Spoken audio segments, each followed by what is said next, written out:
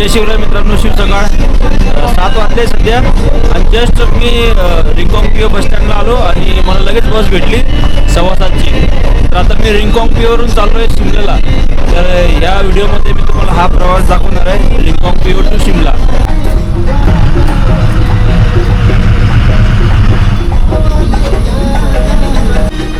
Total journey ही राहणार आहे आपली जवळपास 230 किलोमीटर आणि या जर्नीला लागतील आपल्याला 10 घंटे. 607 रुपये तिकीट आहे. सध्या रिंगकाँग पी ओमध्ये टेम्परेचर आहे -9. थंडी आहे भरपूर, ऊन नाही सध्या काहीच.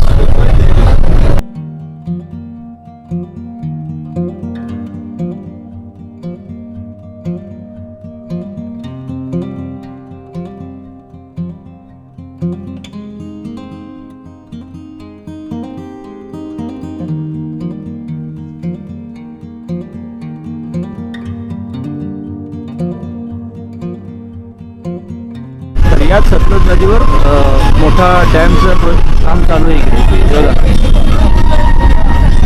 मोदी गव्हर्नमेंट पाकिस्तानचं पाणी अडवायचं आहे म्हणून असे मोठे मोठे डॅम करते आता आणि याला खूप वर्ष लागतील बनायला.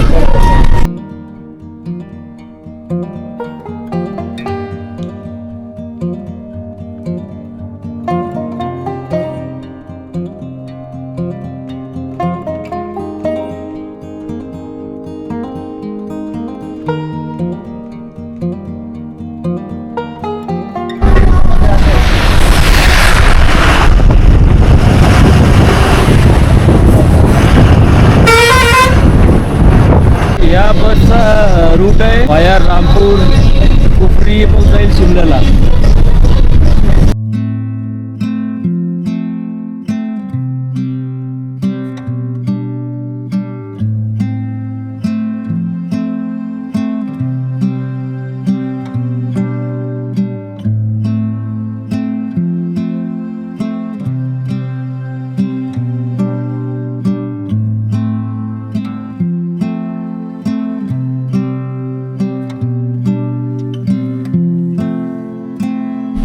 इकडून रस्ता आहे वाटतं चितकूलसाठी.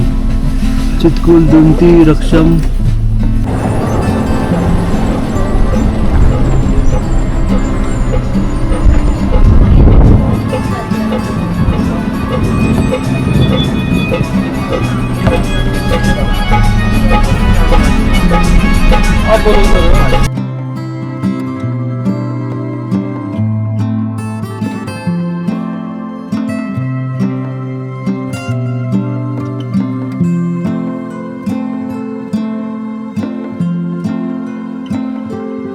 कंडक्टर सांगितलं की 15 मिनटं थांबते टापरीमध्ये.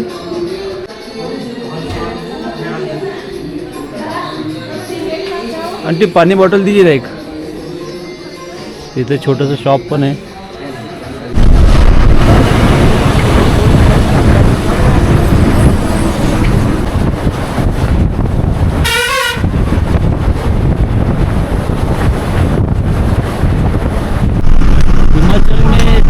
बसेस है वो गवर्नमेंट ही चलाती है.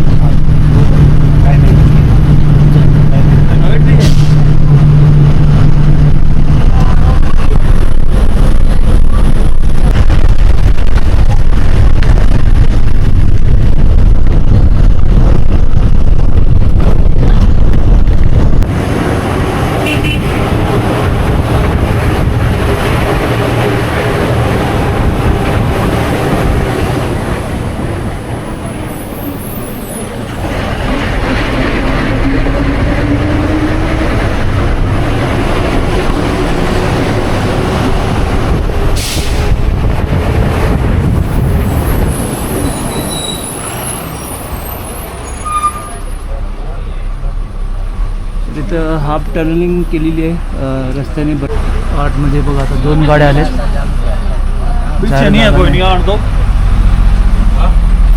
तिथं पण ड्रायव्हिंग करणं खरंच टफ आहे. आता हे मागं घेते गाडी, एकदम जवळ आहे.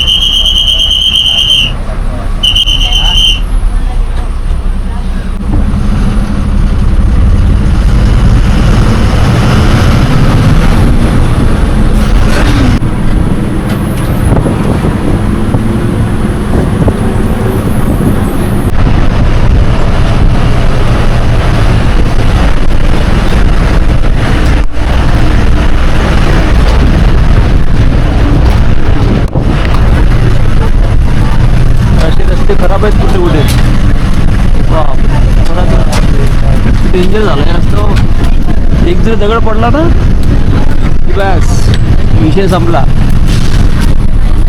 अशा ठिकाणी पटपट निघतात, थांबत नाही ड्रायव्हर लोक. इकडच्या मेंढ्या बघा कशात मेंढ्या.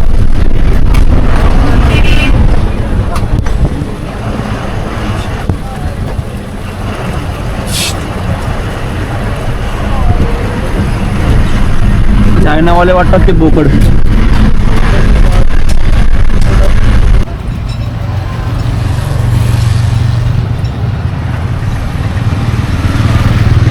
आता बस थांबली आहे ब्रेकफास्टसाठी. ही बस जाते रिप्पा टू चंदीगड. हिमाचली चांगली ढाबा आहे. पराठा वगैरे नाश्ता जेवण सगळंच मिळते इथं. मला तर काही भूक नाही. मगाशी मी समोसा खाल्ला होता. इकडून व्ह्यू भारी आहे.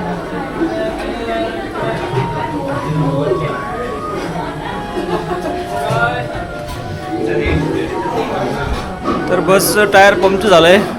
थोडा वेळ लागेल पंक्चर काढेपर्यंत. मग ते ड्रायव्हर लोक नाश्ता करतील, मग निघू आम्ही.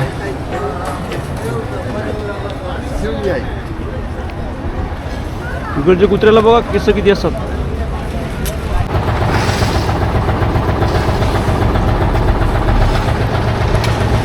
या साईडला सूर्य येत नाही आहे ना, इकडे खूप थंडी हवा आहे. नाक गळायला लागला आता. आता टायर काढले यांनी. हे बघा पंक्चर झालं होतं.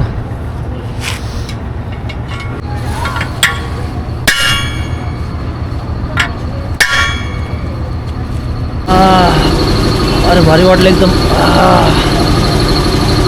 सिक्युरिटीचं खूप चांगलं वाटते बाबा. तर या स्टॉपचं नाव आहे Badal. I love India, welcome to Badal. तर एक पॉईंट आहे इथं, सेल्फी पॉईंट असेल बहुतेक. तर तुम्हाला दिसत ना खाली ते ॲपलचे झाड आहेत. तर इकडं ॲपलचं प्रोडक्शन खूप होते. तिकडं बघा किती धुकं आलं आहे पहाडावरती.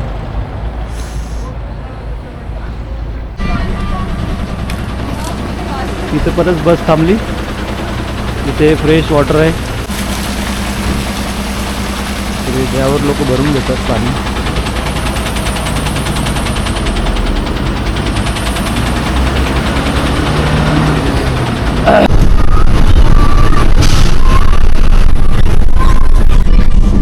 इकडची माती बघ कशी आहे, व्हाईट कलरची. स्टोन पण व्हाईट स्टोन दिसतात.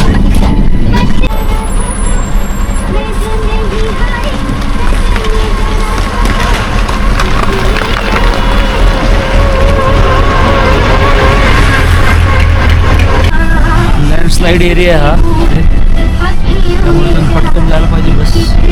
मग थोडे दगड पाहिले होते खाली, येत राहतात खाली.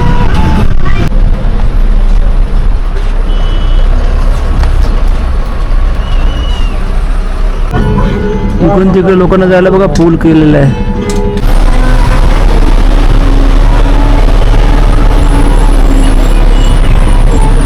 आता बस पोचली आहे रामपूरला. आणि कंडक्टर म्हणजे आता अर्धा घंटा थांबली. तर बहुतेक जेवण वगैरे करतील ते. आणि पहाड बघा किती उंच उंच आहे. मोठं बस स्टँड आहे. बऱ्याच बस जातात इकडून, इंटरस्टेट, इंट्रास्टेट.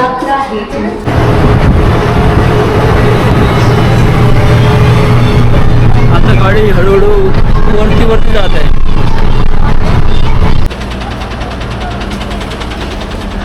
आता जेवायला थांबते अर्धा घंटा. अच्छा, त्या दिवशी रात्री इथंच थांबली ती बस. इथंच जेवलो होतो मी. चला आता जेवण करूया. सकाळपासून काही खाल्लं नाही मी, भूक लागली आहे. तर या हॉटेलमधून पण व्ह्यू एकदम भारी आहे. वाव, बघा ॲपलचे झाड आहे तिथं. सगळं सुकले आहेत पण हे ॲपलचे झाड. म्हणजे हा त्याचा मोसम नाही आहे. यावेळेस सेब येते सप्टेंबर, ऑक्टोबर, नोव्हेंबर या 3 महिने सीजन असतो. तर असं काही राईस प्लेट आहे. थाली आहे ही, व्हेज थाली. त्याच्यामध्ये पत्ता गोबी, हे मटर पनीर आहे, हे खीर आहे वाटतं, राजमा आणि भात आणि रोटी येणार आहे गरम गरम. तर एक रोटी आहे ना मैद्याची असते, तर रोटीचा ह्याचा चपातीचा खूप प्रॉब्लेम आहे, मैदाच खावा लागतो. आणि उत्तराखंडपेक्षा हिमाचलमध्ये हॉटेल सगळेच महाग आहे. मी आता 2-4 दिवसात बघितलं ना, तर हॉटेल इथे जेवण वगैरे थोडं कॉस्टली आहे. हां रोटी. आता चांगलं ऊन आहे, गरमी होत आहे, टेम्परेचर जाऊन डाऊनच आहे, पण मला ते मायनस टेम्परेचर सवय पडली होती. तर आता या इकडं आल्यानंतर मला शिमला साईडला आल्यानंतर थोडी गरमी वाटत आहे, कारण की रिंगोंगपिओमध्ये -10 -12 असं टेम्परेचर राहत होतं. हां तेच तर म्हटलं गरमी का वाटत आहे. नारगंडाजवळ 13 टेम्परेचर आहे अजून. नारगंडा जो आला नाही, जेवण काय तिथे एवढं खास नव्हतं, असंच मग थोडंफार खायचं म्हणून खाल्लं मी. जेवण इव्हन तुम्हाला हिमाचलमध्ये कुठंच नाही चांगलं भेटणार. आपल्या महाराष्ट्रासारखं जेवण कुठंच नाही भेटत, अख्ख्या भारतात कुठंच नाही भेटत.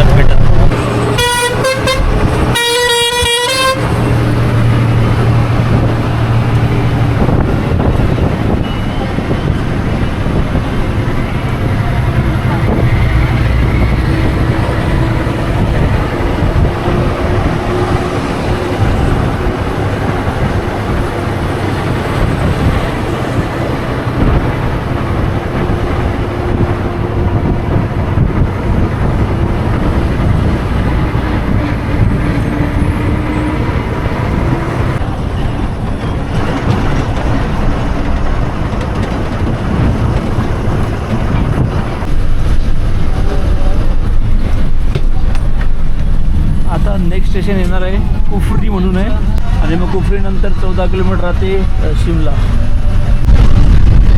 पूर्ण रस्ता घाटाचा आहे, म्हणजे स्टार्ट टू एंड शिमलापर्यंत पूर्ण घाट आहे, 10 घंटे कंटिन्यू.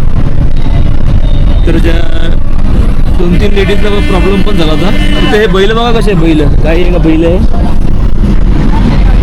हे हिमाचलमधले.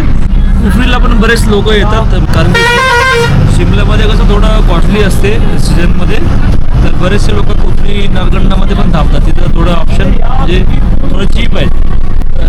ज्यांना शिमल्यामध्ये स्टे कॉस्टली वाटतात ते कुफरीमध्ये किंवा नारगंडामध्ये स्टे करू शकतात. आता कुफरीपासून आहे ना इकडे समोर ट्रॅफिक चालू झालं आहे, तर शिमल्यापर्यंत आता बिझी राहते रोड. आता सध्या कुफरीमध्येच आहे.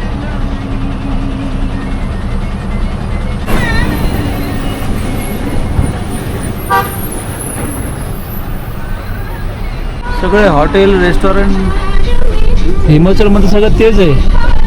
हॉटेल रेस्टॉरंट म्हणजे टुरिझमवरच त्यांची इकॉनॉमी बेस्ड आहे. एकदम पहाडात बांधलेत लोकांनी ते हॉटेल. शिमला मनाली 12 महिने इथे सीझनच राहतो. हिवाळ्यात पण लोक येतात, उन्हाळ्यात तर बरं असतातच, फक्त थोडाफार पावसात येत नसतील, त्यावेळेस थोडं लँडस्लाईड वगैरे होतात. तर बाकी 8-9 महिने सीझन चालू असतो त्यांचा. आता आपण पोचलो ISBT न्यू बस स्टँड, टुटुकंडी बस स्टँडमध्ये झाला. तर त्या दिवशी रिंगोंगपिओला मी इथूनच गेलो होतो, खालून बस लागते रिंगोंगपिओसाठी. तर इथे बस स्टँडच आहे, खालती पण आहे वरती पण आहे. तर या न्यू बस स्टँडला तुम्हाला दिल्ली, अंबाला, चंदीगड, हरिद्वार, देहरादून, ऋषिकेश इकडे सगळीकडे जायला बस मिळतील. हे फर्स्ट फ्लोअरला आहे रिंगोंगपिओसाठी. तिथं मागून आहे रिंगोंगपिओचं काचा वगैरे, तिकडून बस लागतात.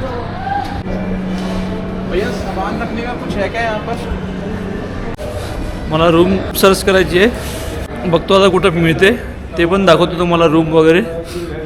तर मी पोचलो ओल्ड बस स्टँडला आणि हॉटेलमध्ये सुद्धा आलो. मी जेव्हा बस स्टँडवर उतरलो तेव्हा मला 10-12 माणसांनी घेरलं तिथं. इथे तोच प्रॉब्लेम आहे, जसं तुम्ही उतरणार तुमच्या मागे माणसं लागणार. एक माणूस माझा इतका मागं लागला होता, घ्या म्हणे सर, घ्या म्हणे, चांगलं आहे हॉटेल म्हणे. तर हे असं काही हॉटेल आहे, अशी काही रूम आहे ही, एवढी काही खास नाही आहे. तर छोटासा व्ह्यू आहे आणि परवडलं मला 700 रुपयात, ठीक आहे. आणि अटॅच टॉयलेट, बाथरूम पण आहे. माझी चंदीगडहून रिटर्न जर्नी सुरू होणार पुण्याकडे. तर हा माझा आता शेवटचा दिवस आहे इथे. तर चला मित्रांनो, मी 10 घंट्याची जर्नी केली रेंगकाँग PO टू शिमला. तुम्हाला ही जर्नी कशी वाटली नक्की सांगा कमेंट करून. तर आता आपण भेटूया पुढच्या व्हिडिओमध्ये. व्हिडिओ आवडल्यास नक्की लाईक करा आणि चॅनल सबस्क्राईब करा. चला मग, जय शिवराय, बाय बाय.